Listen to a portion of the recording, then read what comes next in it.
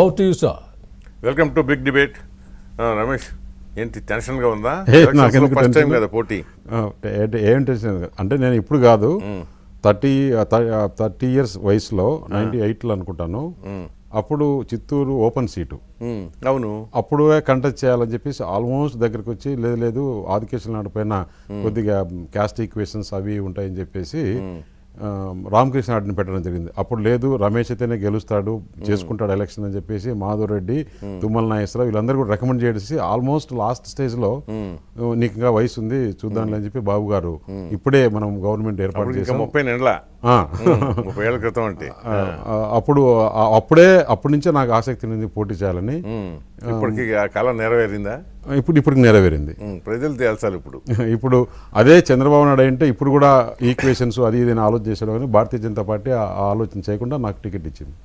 అసలు నీది స్పెషాలిటీ అది కదా, అసలు నువ్వు ఎవరినైనా మాయ చేయగలవు. ఎట్లా సాధ్యం అవుతుంది? మీరు మాయ అనుకుంటారు, నేను కన్విన్సింగ్ అంటాను. సరే, ఎవరి భాష వాళ్ళదే, వాడదాం కాసేపు. ఓకే. అసలు ఎలా సాధ్యం? ఇప్పుడు మామూలుగా నరేంద్ర మోదీ, అమిత్ షా అంటే గంటలు. అవును. మిగతా తలపండిన వాళ్ళు, మహా కురువృద్ధులు, రాజకీయాల్లో అన్నీ చూసిన వాళ్ళే వాళ్ళ ముందు నిలబడలేకపోతున్నారు. నువ్వు ఇలా వెళ్ళి తెలుగుదేశం నుంచి వెళ్ళి అలా టికెట్ తెచ్చేసుకున్నావు, అది కూడా ఎక్కడ అనకాపల్లి. అంటే ఇది మామూలుగా ఆషామాషి కాదు, నిజంగా కాదు. సో వాళ్ళని ఎట్లా మేనేజ్ చేసావో, లేకపోతే మాయ చేసావో, నీ ఇష్టం, ఎట్టంటే అట్లా చెప్పు, కన్విన్స్ చేసావు. దీంట్లో నేను ఈ 5 సంవత్సరాల కిందట భారతీయ జనతా పార్టీలో చేరిన. లక్కీగా పార్లమెంట్లో నా శక్తి సామర్థ్యాలు, నా పనితనం అమిత్ షా అంతకుముందు ఆయన రాజ్యసభ మెంబరు అప్పుడు చూశాడు. ఓకే. చూసిన తర్వాత నన్ను ప్రతి వర్క్లో ఏదైనా క్రిటికల్ వర్క్ ఉన్నా కానీ, లేకపోతే పార్టీకి సంబంధించిన బయట వ్యవహారాలన్నీ, అంటే ఏది కూడా పార్లమెంట్ లోపల చేసేది ఏముంది పెద్ద, మీరు చేసింది బయట అన్ని కూడా నన్ను బాగా లైక్ చేసేవాడు. ఆయన ఉపయోగించుకున్నా తప్పకుండా, దాంట్లో ఏమాత్రం డౌట్ ఉపయోగపడ్డావు కూడా.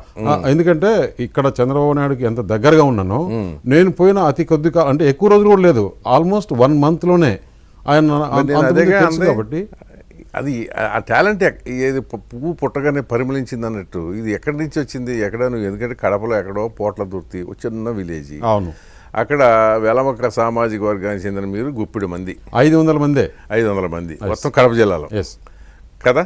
అవును. సో అట్లాంటి ప్రాంతం నుంచి వచ్చి ఈ విద్య ఎక్కడ సంపాదించుకున్నా, తెలంగాణలో అంటే వెలమాసు చాలా మంది ఉన్నారు, అది రూలింగ్ క్లాస్ కింద ఉంది.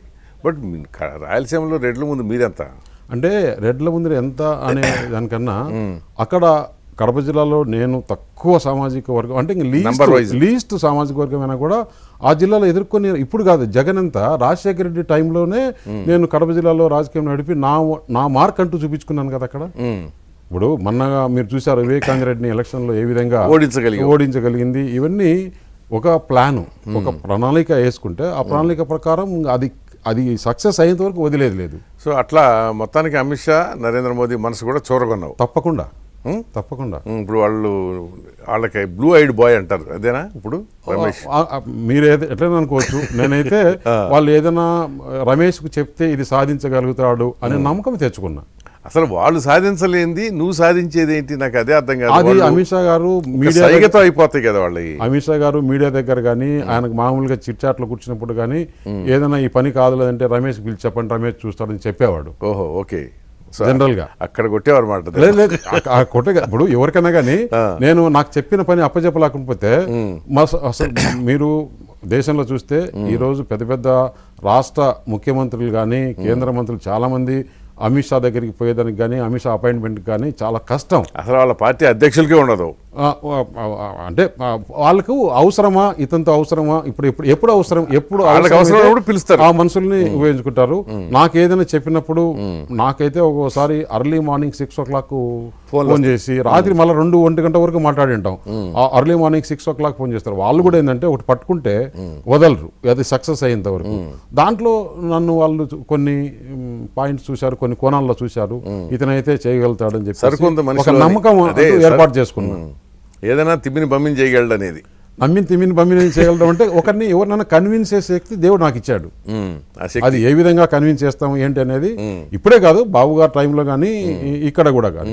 అందుకే ఈ రోజు నేను పెద్ద జాదు అనమాట. అయితే మీరు రకరకాల పేరు పెట్టుకోవచ్చు కానీ అంటే ఇప్పుడు అంత హార్డ్ ఫెలోస్ని కూడా అట్లా వెళ్ళి ఇట్లా ఇప్పుడు బీజేపీలో చాలా సీనియర్ మోస్ట్ పీపుల్ ఉన్నారు కదా, ఉన్నారు. వాళ్ళ వల్ల కానిది నిన్నగాక మొన్న వెళ్ళిన